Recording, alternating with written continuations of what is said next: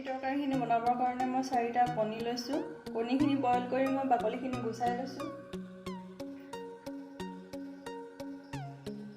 কণী তৰকাৰী বনাবৰ কাৰণে 2টা পিঁয়াজ লৈছোঁ মই। পিঁয়াজখিনি মই সৰু সৰুকৈ টুকুৰা কৰি ল'ম। এয়া চাওক, মই এনেদৰে কাটি লৈছোঁ পিঁয়াজৰ টুকুৰাখিনি। মই মিক্সি ইউজ নকৰোঁ যিহেতুকে, সেইবাবে মই এনেকৈ টুকুৰা টুকুৰকৈ কাটি লৈছোঁ। আৰু লগতে মই ব্যৱহাৰ কৰিছোঁ 4টা জলকীয়া, এটুকুৰা আদা আৰু কেইফুটামান নহৰু আৰু লং 3টা, গুটি জালুক কেইটামান আৰু 4টা ইলাইচি। এইকেইটা মই এতিয়া পেষ্ট কৰি ল'ম। আৰু মই লগতে এটা বিলাহী ইউজ কৰিছোঁ। বিলাহীটো মই এনেদৰে ইয়াতে ৰুকি ল'ম। আপোনালোকে মিক্সিটো ইউজ কৰিব পাৰে বা টুকুৰা টুকুৰকৈও কাটি ল'ব পাৰে।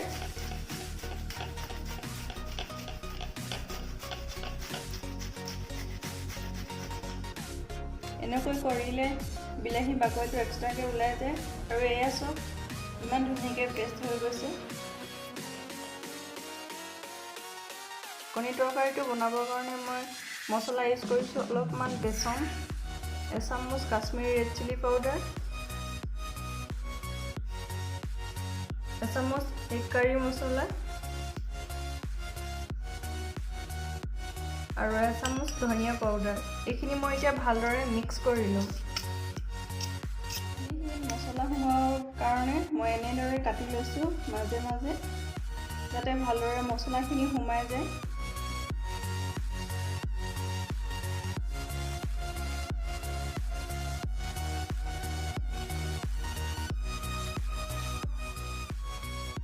গেছত মই পেনখন পাতি লৈছোঁ। এতিয়া মই ইয়াত তেল দিম কণীখিনি ফ্ৰাই কৰিবৰ কাৰণে।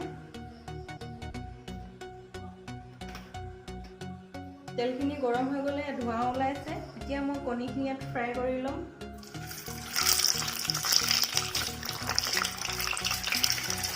কণীখিনি মই ল' ফ্লেমত ফ্ৰাই কৰি লৈছোঁ।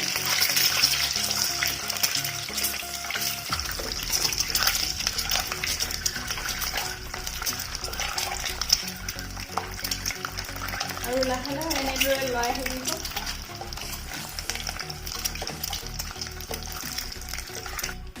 এয়া মোৰ কণী ফ্ৰাই হৈ গ'ল। এতিয়া মই ইয়াৰ পৰা কাঢ়ি ল'ম।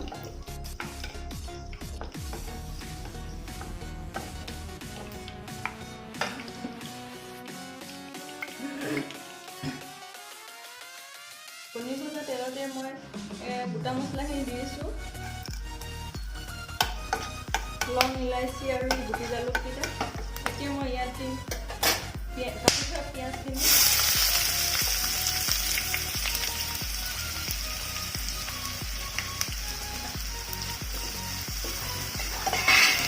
পিঁয়াজখিনি ভালদৰে লৰাই দিব। পিঁয়াজখিনি ৰঙচুৱাকৈ মই ভাজি ল'ম। ইয়াত অলপমান নিমখ দিম মই।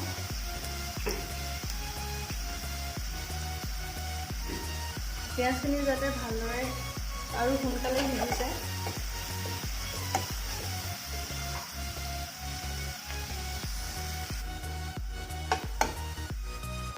এয়া মোৰ হৈ গ'ল, পিঁয়াজখিনি ভজা হৈ গ'ল, ৰঙচুৱা হৈছে। ইয়াত মই এতিয়া এড কৰিম পেষ্ট কৰি থোৱা বিলাহীখিনি। আপোনালোকে লাহে লাহে বাৰে বাৰে লৰাই থাকিব পিঁয়াজখিনি। এতিয়া মই ভালদৰে এইখিনি মিক্স কৰি লওঁ। ইয়াত এচামুচ মই নিমখ দিছোঁ। এইখিনি মই ভালদৰে ভাজি ল'ম এতিয়া।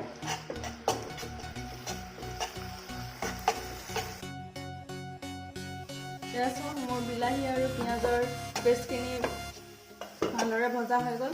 মই বাৰে বাৰে লৰাই লৰাই ভাজিছিলোঁ আৰু ঢাকি দিছোঁ 3 মিনিটমান। এতিয়া মই ইয়াত এড কৰিম পিহি থোৱা নহৰু আৰু আদাখিনি।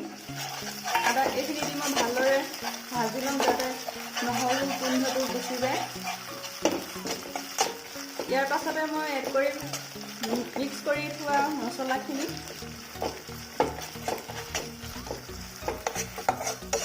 আদা নহৰুখিনি দিয়াৰ পাছত ভালদৰে লাহে লাহে লৰাই থাকিব যাতে কেৰাহীত লাগি নধৰে। আৰু এইখিনি ভজা হৈ যোৱাৰ পাছত মই মিক্স কৰি থোৱা মছলাখিনি এড কৰিছোঁ। আদা নহৰু পেষ্টখিনি ভালদৰে ৰঙচুৱাকৈ ভাজি ল'ব। এয়া চাওক মই মিক্স কৰি থোৱা মছলাখিনি ইয়াত এড কৰি আছোঁ। এইখিনি এড কৰি মই ভালদৰে মিহলাই দিম। ইয়াত ভালদৰে ভাজি কিনে মই ইয়াত গৰম পানী ইউজ কৰিম। ঠাণ্ডা পানী আপোনালোকে ইউজ নকৰিব। ঠাণ্ডা পানী দিলে তৰকাৰীটো সোৱাদ নহয় খাবলৈ। গৰম পানী দিলে বেলেগ সোৱাদ লাগে খাই। মোৰ মছলাখিনি ভজা হৈ গৈছে ৰঙচুৱাকৈ। এতিয়া মই ইয়াত গৰম পানী দিম। গৰম পানী অলপমান দি মই অলপমান সিজিবলৈ এৰি দিম। ভালদৰে লৰাই লৈছোঁ।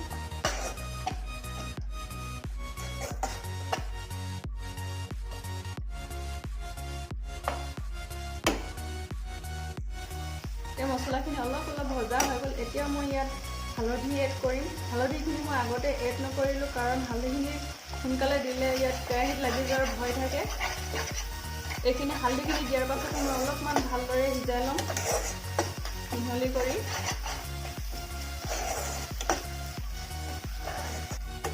মোৰ মছলাখিনি ভজা হৈ গৈছে। চাওক তেল এৰিবলৈ আৰম্ভ কৰিছে আৰু পানীখিনিও শুকাই গৈছে। এতিয়া মই ইয়াত গৰম পানী অলপ দি 3 মিনিটমানৰ কাৰণে ঢাকি দিম, বইল হ'বলৈ দিম। উতল আহিলে মই ঢাকনখন লগাই দিম। এয়া চাওক উতল আহিবলৈ আৰম্ভ কৰিছে। এতিয়া মই 2-3 মিনিটমানৰ কাৰণে ঢাকন দি দিম মিডিয়াম ষ্টিমত।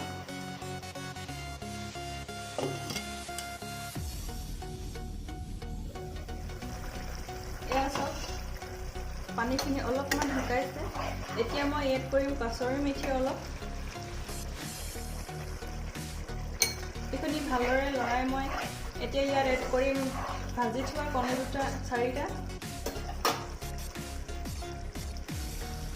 এইখিনি কণীখিনি দিয়াৰ পাছত 2 মিনিটমানৰ কাৰণে মই ঢাকন দি ৰাখি দিম।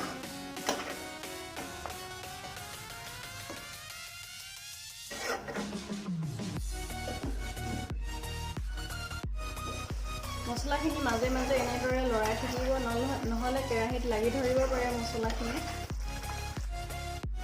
আৰু এয়া কণী তৰকাৰীখিনি হৈ গৈছে। এতিয়া মই ইয়াত এড কৰিম গৰম মছলা। গৰম মছলাখিনি ভালদৰে মিক্স কৰি লৈছোঁ আৰু মোৰ ৰেচিপিটো ৰেডি হৈ গ'ল। যদি আজিৰ এই ৰেচিপিটো চাই ভাল পালে প্লিজ চেনেলটো ছাবস্ক্ৰাইব কৰি দিব আৰু কাষতে থকা বেলটো প্ৰেছ কৰি দিব আৰু লাইক কৰিবলৈ নাপাহৰিব।